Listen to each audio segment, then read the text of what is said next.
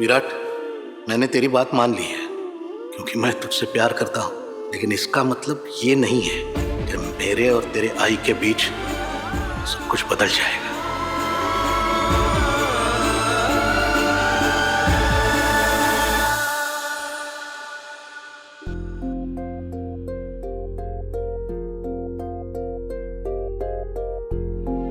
तुम यहाँ क्या कर रही हो सही? मुझे पता था आप उदास होंगे, इसलिए मैं आपके कमरे में गई थी। फिर आप वहां नहीं थे तो मैंने आपको इधर उधर काफी ढूंढा और ढूंढते ढूंढते यहाँ आ गई। मैंने दवाई खाई थी ना, दवाई खा के लेटी तो आंख ही लग गई, समझ ही नहीं आया कब सो गई। सो के उठी तो आई ने बताया आपने सुबह से कुछ खाया नहीं है। चलिए, नहीं खाया तो नहीं खाया, अब खा लीजिए। देखिए, मैं आपके लिए आपका फेवरेट दाल चावल लेकर आई हूँ विद भिंडी। आई ने बनाया है।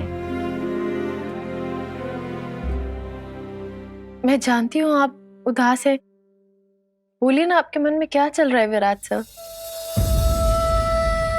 मुझे इस बारे में कोई बात नहीं करनी है सही।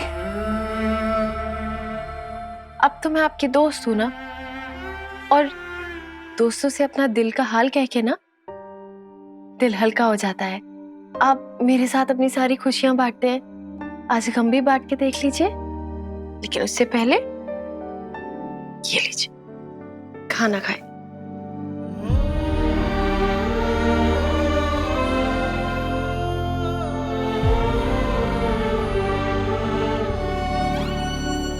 आई ने वैसे ही खाने में नमक ज्यादा डाला है।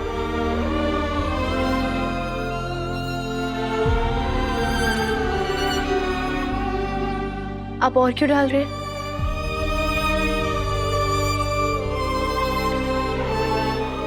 बताइए ना विराट सर, आपके मन में क्या चल रहा है? गुस्सा आ रहा है, बहुत गुस्सा आ रहा है। बचपन से लेके आज तक जब कभी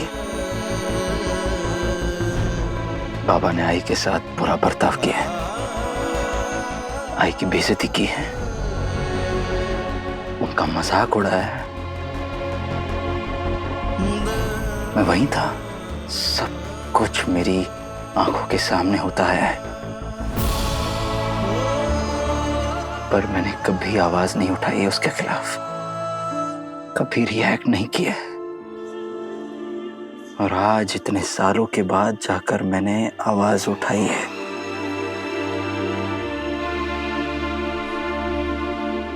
हाँ, आपने आई के लिए आज स्टैंड लिया है। और आज स्टैंड लेने के बाद ये एहसास हुआ है कि मैं ये बहुत पहले कर सकता था। बहुत सालों पहले मैं बाबा से सवाल कर सकता था, पर पता नहीं क्यों नहीं किया। अगर ये कदम मैंने सालों पहले ले लिया होता तो आई को इतने सालों तक तकलीफ नहीं सहनी पड़ती।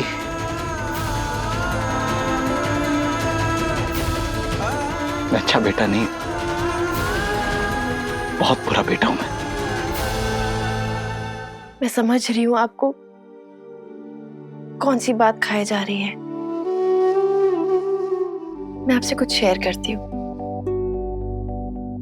मैं ना आपको एक कहानी सुनाना चाहती हूँ। मैं यहाँ तुमसे इतनी जरूरी बात कर रहा हूँ, तुम एक कहानी की पढ़ी है।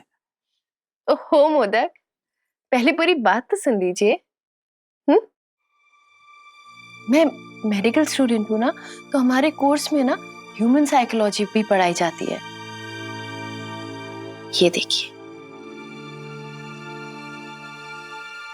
ये हाथी का बच्चा जब छोटा होता है ना, तब महावत इसके पैर में जंजीर बांध देते हैं।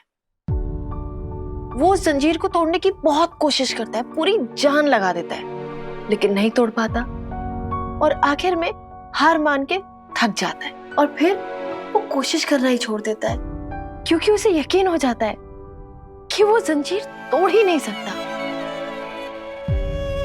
हाँ ठीक है, लेकिन इस सब का मुझसे क्या लेना देना?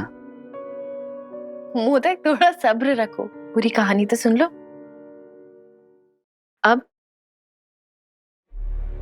ये देखिए, ये वही हाथी का बच्चा है जो अब बड़ा हो गया है, लेकिन बड़े होकर भी ना ये अपने पैरों में बंधी रस्सी को तोड़ने की कोशिश भी नहीं करता, क्योंकि उसे लगता है कि उसके पैर में रस्सी नहीं, अभी भी वो जंजीर बंधी हुई है। क्या बोल रही हो तुम? कुछ समझ में नहीं आ रहा है मुझे। साइकोलॉजी में ना हम इसे कंडीशनिंग कहते हैं। जब आप छोटे थे ना, तब आपने बाबा के खिलाफ बोलने की कभी हिम्मत ही नहीं की होगी, या की भी होगी तो बाबा ने आपको डांट के चुप करा दिया होगा, जिससे आपके अंदर एक डर बैठ गया होगा। और फिर जब आप बड़े हुए तो आपको आदत हो गई आई को इस हाल में देखने की। लेकिन अब आपको एहसास हो गया है सही और गलत का, इसीलिए आपने आई के लिए आवाज उठाई। अब हाथी को पता है कि उसके पैर में जंजीर नहीं, रस्सी थी जिसे वो तोड़ सकता था, और उसने तोड़ दी। कभी कभी हम इतनी गहरी नींद में होते हैं ना कि उससे जागने के लिए हमें एक झटके की जरूरत होती है। बस अब नींद से जाग गए हम, इसीलिए आपने बाबा से और अपने परिवार से सवाल किए। खुद नहीं जागा हूं,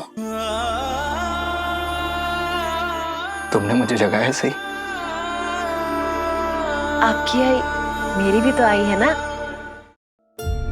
और आज आई कितनी खुश होगी ना कि उनके बेटे ने उनके लिए आवाज उठाई।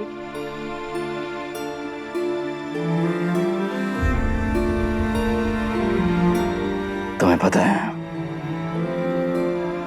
जब मैं गढ़चिरौली अपनी नई पोस्टिंग ज्वाइन करने वाला था, बाबा ने मुझे अपने कमरे में बुलाया था और मुझसे एक ऐसी बात शेयर की थी जो उन्होंने कभी किसी से शेयर नहीं की है। अपना दिल खोल के रख दिया था उन्होंने। मैं जानता हूं अपने बाबा को सही, बहुत प्यार है उनके दिल में, पर फिर भी मैं अपने बाबा को अपनी आई से प्यार करने के लिए नहीं मना पाया। बाबा ने एनिवर्सरी सेलिब्रेशन के लिए हाँ तो कह दिया, लेकिन वो सिर्फ मेरे लिए है, क्योंकि वो मुझसे प्यार करते हैं। आई के लिए नहीं था ये। नहीं पता मुझे कि वो कभी भी मेरी आई से प्यार कर पाएंगे या नहीं।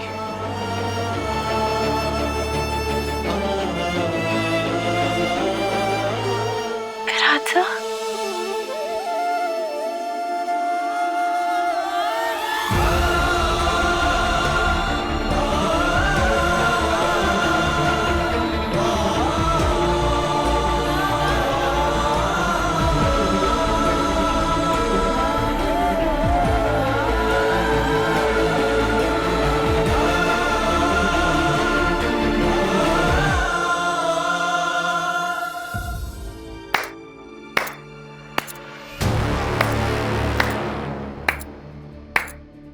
वाओ, मैं तो किचन में पानी लेने जा रही थी, लेकिन यहाँ तो प्यार का तूफान उमड़ रहा है।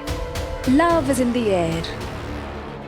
सही, अब तो तुम मुझे कुछ कह भी नहीं सकती, क्योंकि मैं तुम्हारे और विराट के कमरे में तो नहीं आई। ओह सॉरी, मैं तो भूल ही गई थी कि वो तो अब बस विराट का ही कमरा है। खैर छोड़ो, मेरे यहाँ आने पर तुम मुझे कुछ नहीं कहोगी ना?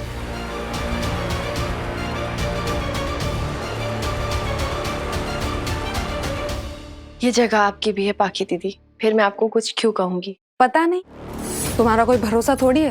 तुम्हें कब किस बात पर ऐतराज हो जाए, तुम कब किस बात पर गुस्सा हो जाओ, कब किसी पर क्या धौंस जमाने लगो, किसे पता। जब तुमसे कोई बात कर ही नहीं रहा है तो तुम क्यों खामखा बात को बढ़ा रही हो पाकी? तो मैं भी तुमसे कुछ कहाँ कह रही हूँ विराट। मैंने थोड़ी कहा कि तुम दोनों अब दोस्त बन चुके हो। मैंने तो ये भी नहीं कहा कि तुम दोनों एक ही कमरे में नहीं रहते हो। लेकिन हाँ, अब कमरे के बाहर हमेशा साथ में ही रहते हो, है ना? और अभी जो मैंने देखा वो तो तुम्हारी दोस्ती का कुछ अलग ही जेस्चर था, नहीं? आप कह रही हैं तो ठीक ही होगा पाकी दीदी। आप मुझसे बड़ी हैं, मुझसे ज्यादा एक्सपीरियंस है। आपकी आपके दोस्तों के साथ मुझसे ज्यादा गहरी दोस्ती रही होगी। आपको तो पता ही होगा ना कि जब एक दोस्त मुश्किल में होता है तो दूसरा उसे संभालता है। गहरी दोस्ती तो तुम्हारी है सही, या फिर ये कहूँ कि दोस्ती के नाम पर न जाने क्या है। जो भी है वो सही और मेरे बीच में किसी को समझ में नहीं आएगा। और वैसे भी मुझे नहीं पसंद कि कोई तीसरा हमारे रिश्ते पर कोई टिप्पणी करे। सही और मेरे बीच क्या है क्या नहीं, that's none of your business.